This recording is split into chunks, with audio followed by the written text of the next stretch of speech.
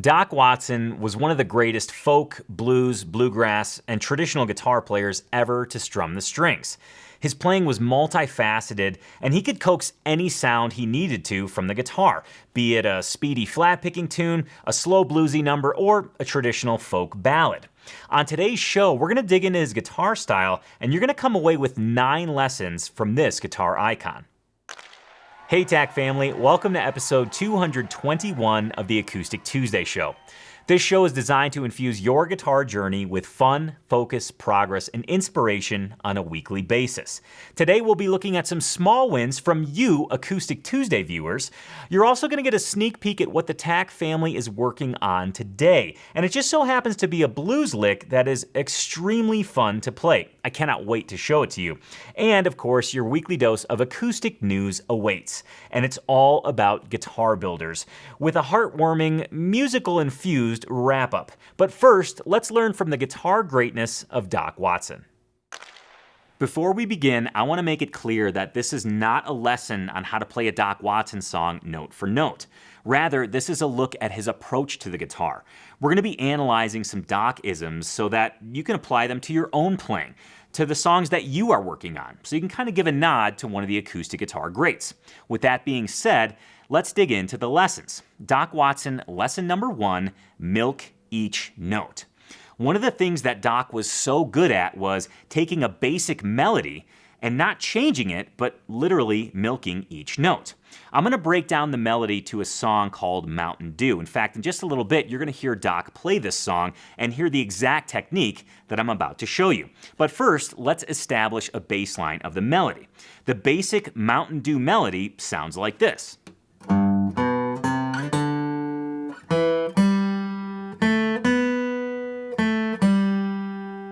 Not very exciting and kind of nursery rhyme-ish.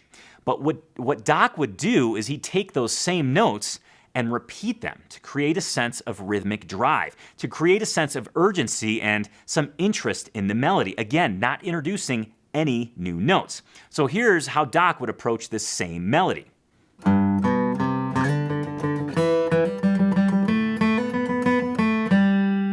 So again, he's not introducing any new notes. He's simply driving home the notes of the melody that already exist. Here's Doc doing it on the song Mountain Dew.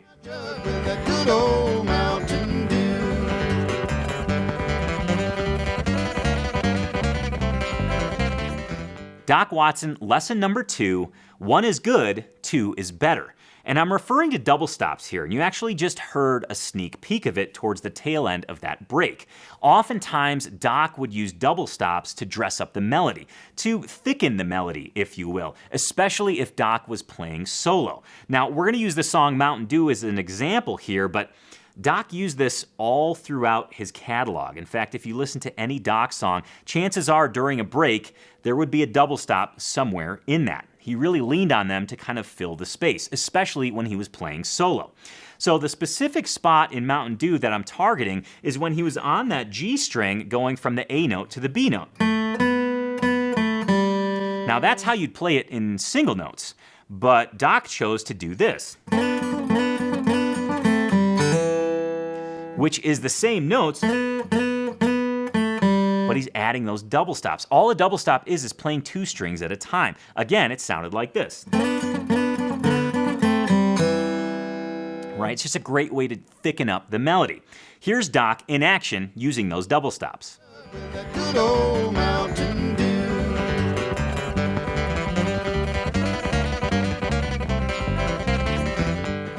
Doc Watson, lesson number 3, what goes up must come down. And I'm referring to the G run here. And if you don't know what the G run is, let me just quickly play it for you so you can kind of have some context and have this in your ear so you know what I'm talking about. Here's the basic bluegrass G run.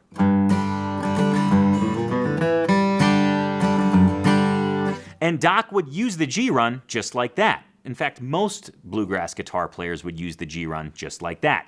Here's a sample of Doc playing the G run as an ending to a phrase. Come back again, you'll find a jug full of good old Mountain Dew. Oh, they call it that old Mountain Dew. You might be thinking, big whoop, so Doc used the G run. Every bluegrass guitar player used the G run. But Doc had a unique approach to the G run because he would use it in an ascending fashion and then quickly follow it up in a descending pattern. That would sound like this. Right? So he would use that on the way up, the ascending portion, and he would add that little tag, that descending portion, to bring him back to the G chord. He would also add another twist, and you're about to hear this again in the song Mountain Dew, but I want to show it to you first. Instead of just using single notes, he would actually double up the notes and integrate a kind of honky-tonk rhythm. Now, I'm going to isolate this rhythm away from bluegrass so you can kind of hear it. I'm going to use a basic kind of blues bass line so you can hear this honky-tonk reference that I'm speaking about. Here's what that would sound like. Right, you've heard that before, and Doc would use that approach with the G run, both ascending and descending. Here's how that would sound with the G run.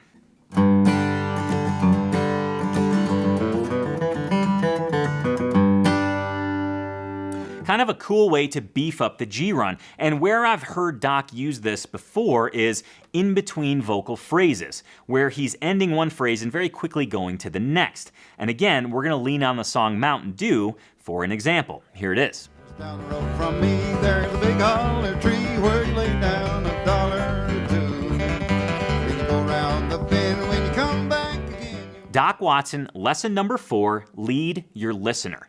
Now, specifically, I'm talking about quarter note bass walks that took a full measure that would lead you to the next chord.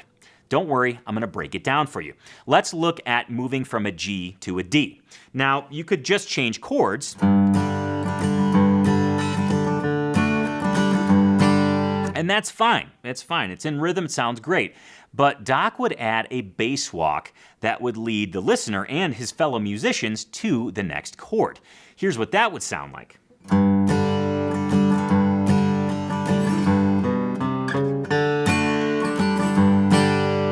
And I said at the beginning that it takes a full measure. Let me go ahead and count with it so you can kind of place it in the musical timeline. Here's how that would sound.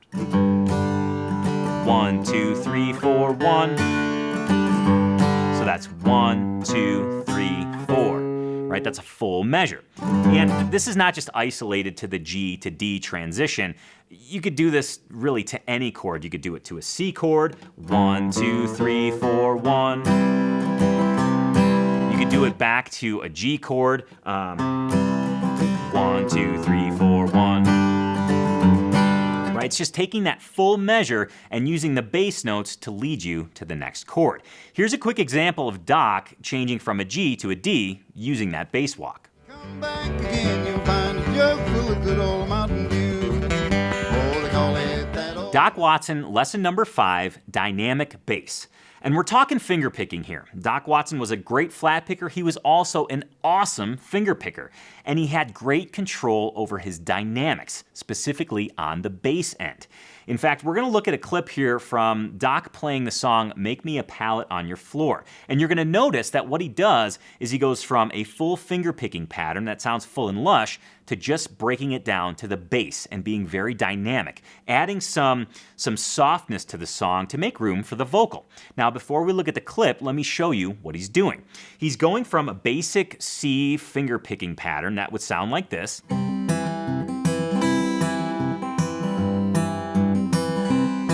Right, very full, you've got the treble strings in there, and what he's doing is he's knocking it down to just the bass, and then he palm mutes the bass. And here's how that would sound.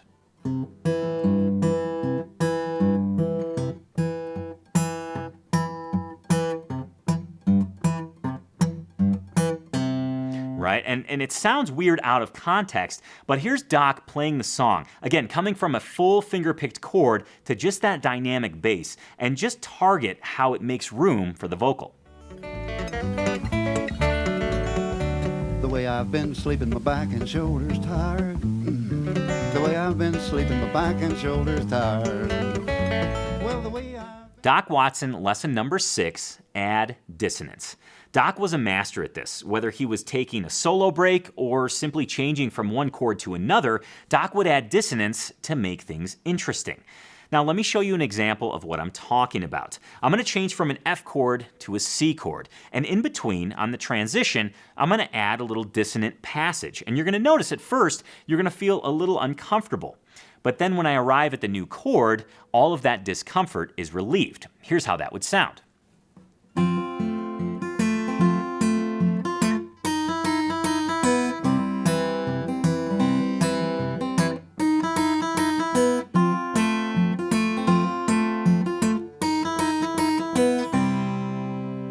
So that's a classic addition of dissonance. In fact, we're going to look at a clip where Doc plays that exact thing to great effect during the song Make Me a Pallet on Your Floor. But I want to just zoom out for a second because everything that I've taught you thus far is, well, kind of a Doc-ism. And that being the case, you can use that while you play Doc Watson songs, of course, but I want you to take these techniques and try and add them to your own playing. So you can kind of give a little nod to Doc while you're playing your own songs. So here's an example of how you can adapt that to other chord changes. I'm going to take that same idea of adding dissonance. In the case of the Doc example, I'm using an E flat against an E note. It's really uncomfortable. Not something you'd want to play, but used as a transition, sounds awesome. So again, E flat against an E. I'm going to change from a D chord to a G, and I'm going to play a B flat against a B. Again, played alone, not awesome sounding, but used as a transition, it's quite effective. Here's how that would sound.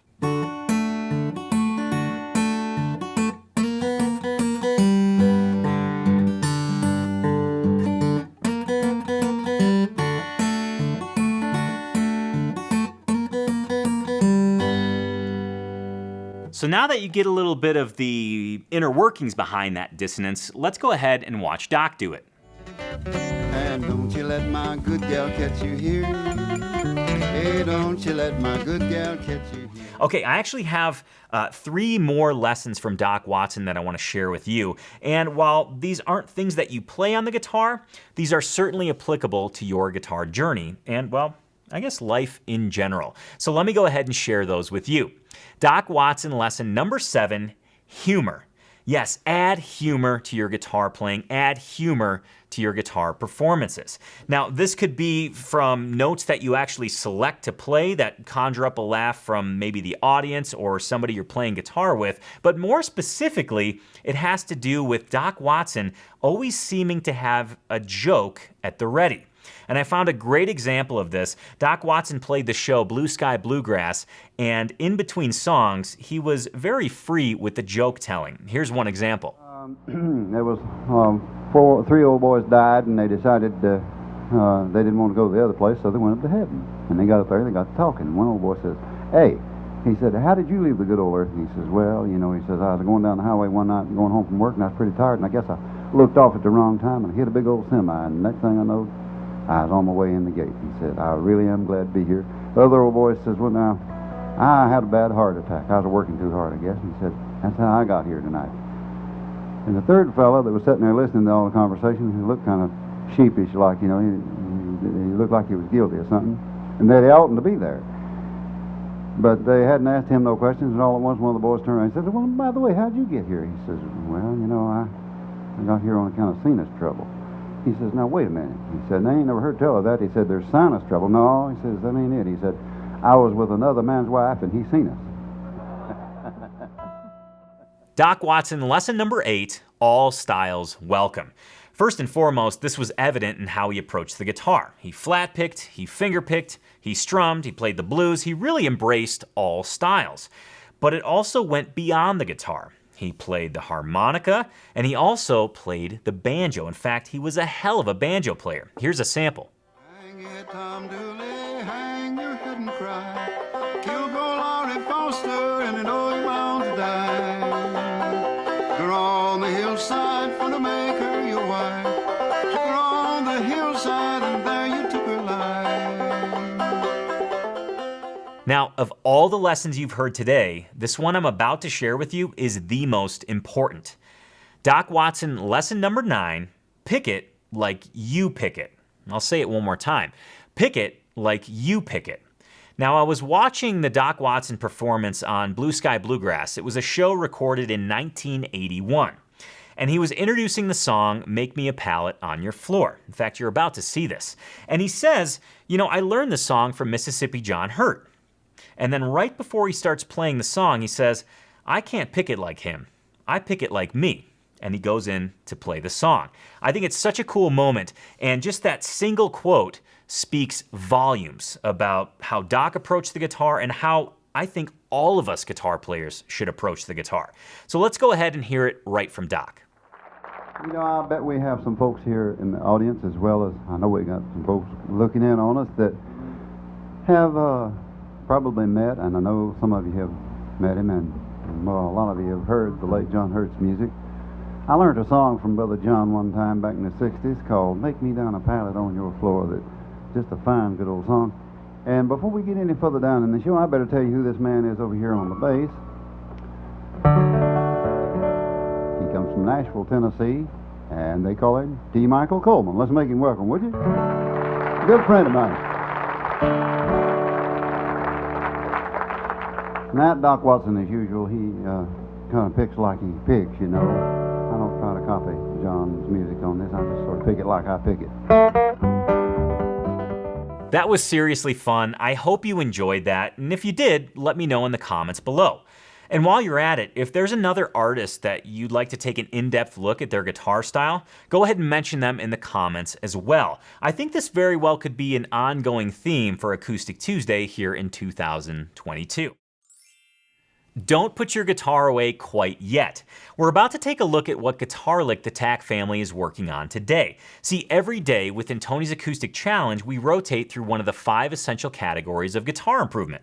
On Mondays, it's a technique challenge. Tuesdays, a guitar lick challenge. Wednesdays, an improvisation challenge. Thursdays, a rhythm guitar challenge. And Fridays, a chord transition challenge. It is Tuesday. Tuesday is guitar lick day, and here's what the TAC family is working on.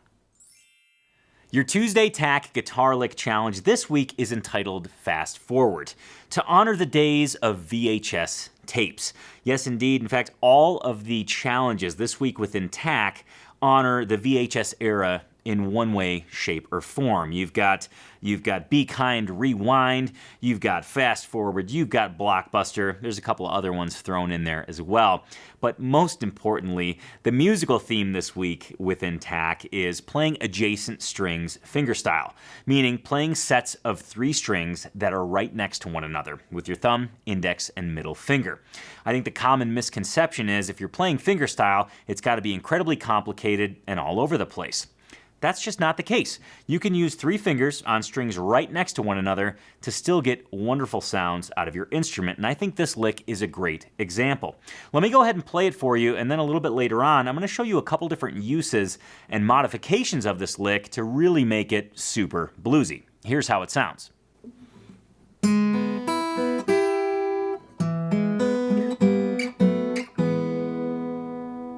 You can hear the dissonance there, and that's really one of the key characteristics of this lick, and that's something we're really going to drive home when I show you the modifications. And for those of you wanting to learn this note for note, TAC fam, all you have to do is sign in. This is your daily challenge. Go ahead and click Start Challenge. That'll take you right to the teaching video. Once you get it under your fingers, you can then move to the play along video. Pick a speed that's comfortable for you. Click that tab icon in the lower right-hand corner. That'll allow you to pull the video up right next to the tab so you can have both things right there, and you can really drive this lick home. Get it under your fingers and make it a useful part of your guitar playing. Speaking of making it a useful part of your guitar playing, how do you actually use this? Well, it's actually a great kickoff to any blues song in the key of E. Let me show you how it sits as a kickoff so you can kind of place it musically. Here's how that sounds.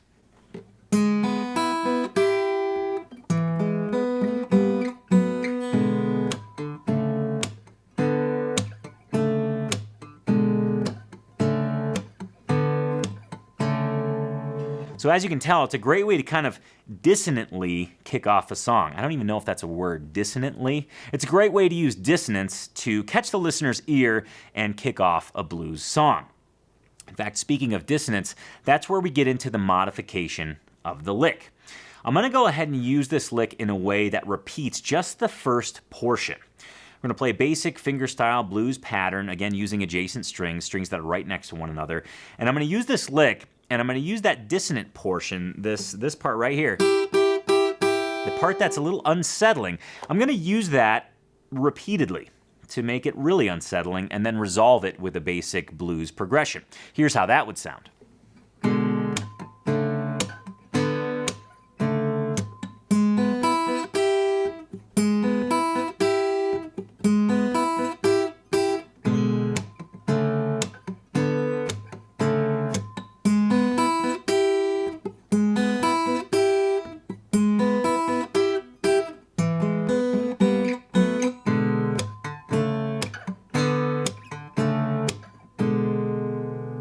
You actually got a couple different looks at it there. I used this portion here to really drive home the dissonance, and then I used the ending portion of the lick as I played it before as kind of a way to get back to the shuffle. It works great as an ending as well. If you want to use it that way, all you have to do is, well, finish the lick and don't go back into any chord progression whatsoever. It's a great little descending blues lick, and I think the real standout characteristic of it, as I mentioned before, is dissonance. Something that is a little bit uncomfortable to the ear, but then it resolves. And that's kind of I guess it's a characteristic of the blues in general, but certainly of this particular lick. I want to mention something right before we get back to the show, and that's as you sit down to play the guitar, you might be trying something new. In this case, maybe fingerstyle is brand new to you. That's a great thing. Maybe it's something that you never thought you would do, and maybe you've kind of stayed away from it and been hesitant to try it because you feel like, gosh, maybe I'm not good enough to try that style. Maybe I haven't played long enough to try that.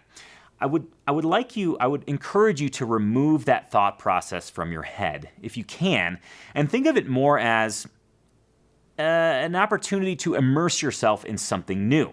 Something that, gosh, might be a little bit scary, and you might not get it right on the first try, especially if it's new, and that's completely okay. One of the things that immersion does in your guitar journey, it holds great power in your progress.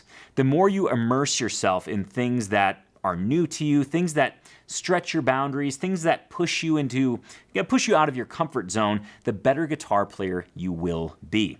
Immersion is an incredibly powerful thing. And one of the parallels I'd like to draw is learning a foreign language in a class and then learning a foreign language being in the country of that native language, or being in the country that language is spoken. That's immersion, just kind of jumping in and learning things on the fly. When I was in high school, I took Spanish, and I could say very proper things in Spanish when I was in high school. And I actually went to Cancun much later and quickly realized that the Spanish I had learned in school was really hard to use. When I was immersed in the culture and in the language, I was picking up things so much faster. That same concept applies to your guitar playing. Maybe a far stretch when it comes to the parallel I drew with language, but I think some things will resonate with you, and I think you'll notice the more you immerse yourself in guitar techniques, things that you want to learn, things that you hope to learn, the quicker they will come. Back on episode 219, I had asked for your best small win of the last year, and the comments absolutely blew up. And I want to feature some of those small wins right now. I want to take a moment to celebrate. I want to take a moment to cultivate some of that positive momentum that we can all carry with us throughout 2022. Just to show you that true progress does happen. True progress does happen with consistency. And upon reflecting on the last year, it's quite evident that many of you Acoustic Tuesday viewers achieved a ton of progress. Okay, let's dig into those comments. The first one comes from Johnny Darko, and he says this: my 2021 small win, read the book Zen Guitar and anchored my practice time with my morning cup of coffee. Haven't missed a day of practice since, and practicing has become a lifestyle instead of a chore. That book has completely changed my relationship with music, and I can't recommend it enough. Cheers to a great 2022, fam. Johnny, thank you so much for your comment. That's a fantastic book, and it just goes to show that consistency is key. Those small chunks of time really add up. And playing guitar becomes less of a conscious choice and more of, as you said, a lifestyle. It's just something that you do after, in your case, your morning cup of coffee. Okay. Our next comment comes from Patrick Ball. Our next win comes from Patrick Ball, and he says this: checking in with this year's biggest small win. And here it is.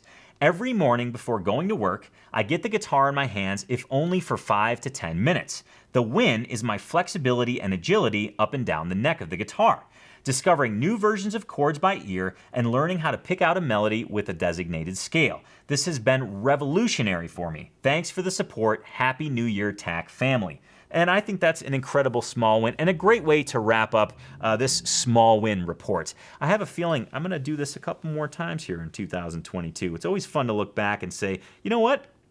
Progress does happen, and even more important, to take the time to celebrate it. I've mentioned this before, but as guitar players, we're always focused on the next thing, what we're going to learn, how much better we should be, how much more guitar playing we want to get in.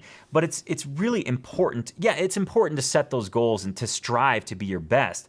It's also equally important to stop, take a breath, look back and say, it's time for me to celebrate some progress, because it is happening.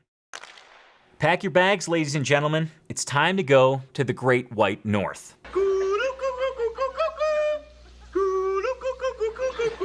Good day, welcome to the Great White North, Canadian Corner. I'm Bob McKenzie, this is my brother Doug. How's it going, eh? Yes, indeed. Thanks, Bob and Doug McKenzie, for that fine introduction. We're heading north of the border to visit Richard W., who resides in Winnipeg, Manitoba. Maybe he's a Jets fan. I don't know. The Jets are doing kind of okay. They got a new head coach. Anyways, we'll save the hockey talk for later. Richard is from Winnipeg, Manitoba, and here's what's in his guitarsenal. From left to right behind me on the couch. Number 1, a Godin 5th Avenue Kingpin from 2018. Next, a Seagull Artist Mosaic from 2017. Next, a Taylor 314 CE from 2020. And finally, a Kala Ukulele KAT from 2019. He says, a bit of a trend here? Well, Richard, I did notice a trend. It seems as though since 2017, you've been getting one new guitar a year. And I have to say, I hope in the last few weeks of 2021, just to stay consistent, I hope you got yourself a new instrument. And here we are on a fresh year, 2022, and that opens the doors for you to get yet another guitar. Pretty awesome stuff. Richard goes on to say this: my parents bought me the Kent when I was about 10. Oh, I forgot to mention, the guitar he's holding is a circa 1962 Kent nylon string. And here's the story behind that. My parents bought me the Kent when I was about 10. I played for a year and that was it. However, while my playing did not continue, the Kent survived, somehow, many moves and is still with me some 60 years later. I picked up the guitar again in 2017. Guess it was just meant to be. I have been with TAC just over a year now and I am loving it. Thank you, Tony, for introducing me to a whole new world of music, specifically bluegrass. So awesome, Richard. I hope today's episode of the show was right up your alley, talking about Doc Watson and some bluegrass techniques that you can use in your own playing. And more importantly, just how cool. What an awesome guitarsenal, a great story, and so cool that you held on to that guitar.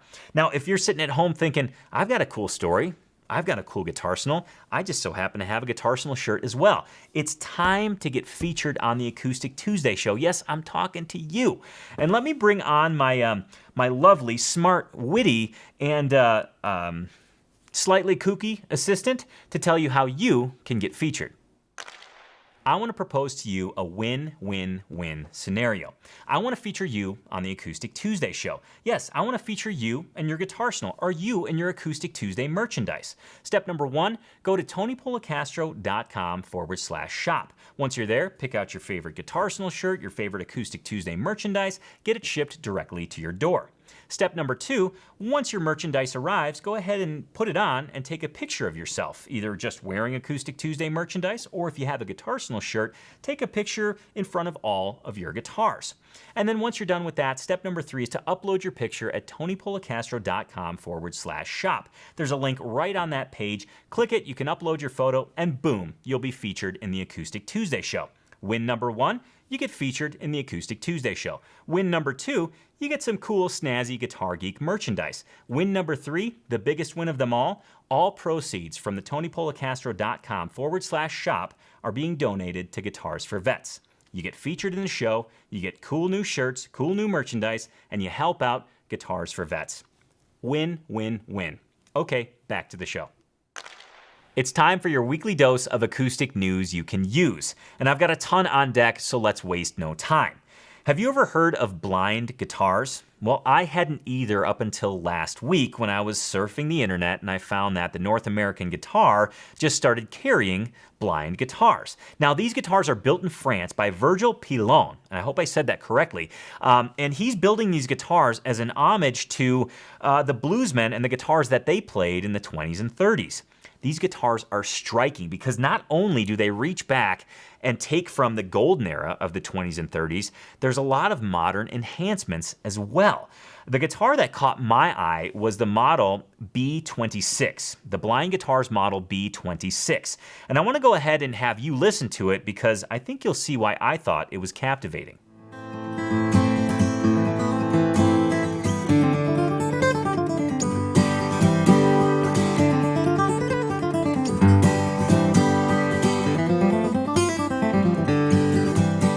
Huge Guitar Geek thanks to the North American Guitar for turning me on to those instruments. And you absolutely have to check out the video that Lindsay from the North American Guitar did, specifically on blind guitars. It goes into a little bit of the history, and you get to hear the 2 models that they recently had in stock. Okay, next up on my news list is some awesome news from Iris Guitars.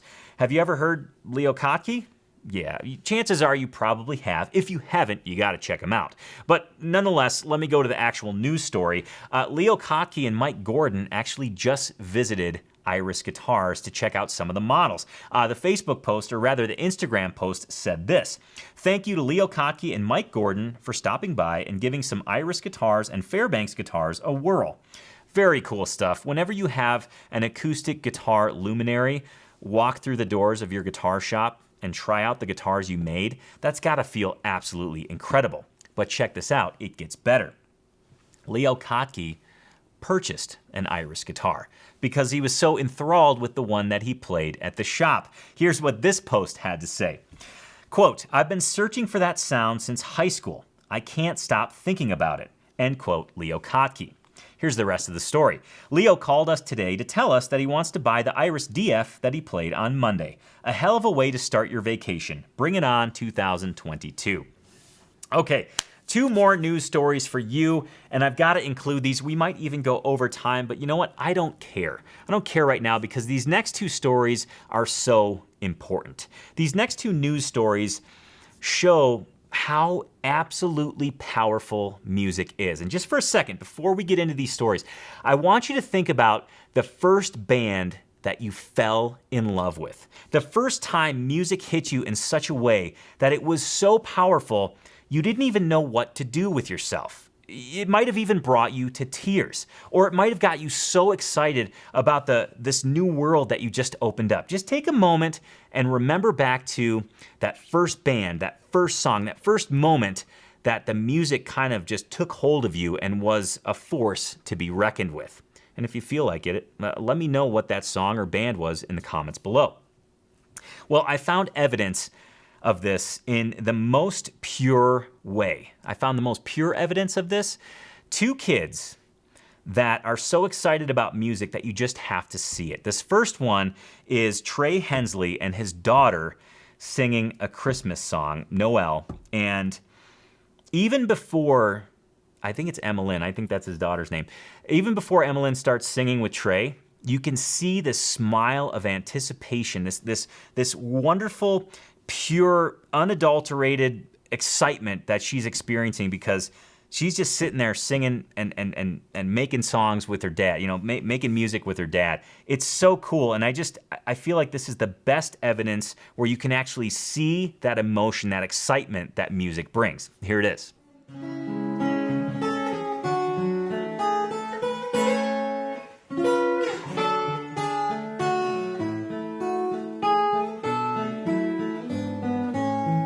The first Noel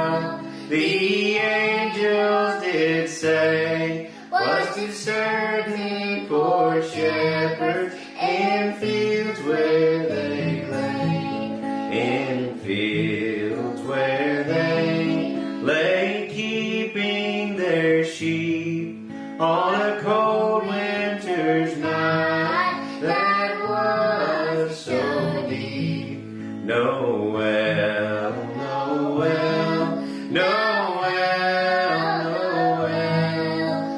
Born is the King of Israel. Whether you're a fan of this artist or not, you need to see this because it proves the effect that music has on people. Okay. Machine Gun Kelly. Love him, hate him, I don't care. I particularly love him. I love his music. Whitney and I went and saw him at Red Rocks. It was so cool. But that's not the point here. Machine Gun Kelly surprised a 10-year-old fan on her birthday. And he proceeds to sing happy birthday to her. And her face, her reaction, she is in such disbelief and she's in tears.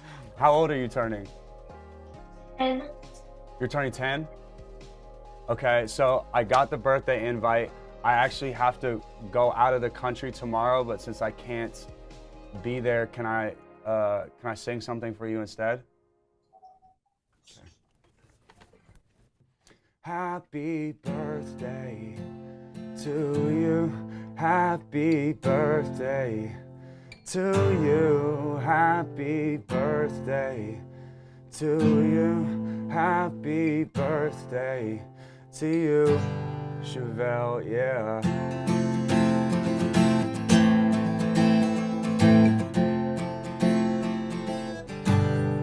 Happy 10th birthday, Chevelle.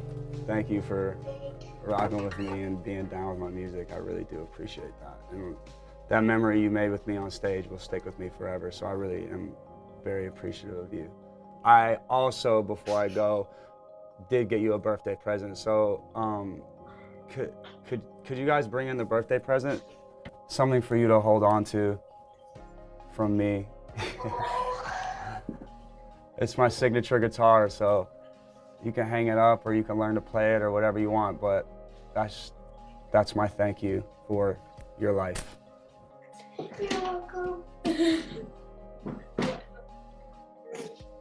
And on those heartwarming notes, I think it's a great time to wrap up the Acoustic Tuesday show for today. But first, let's take a sneak peek into next week. Next week, I'll be sharing with you my 5 favorite models from one of my favorite guitar makers. A guitar maker that flies under the radar.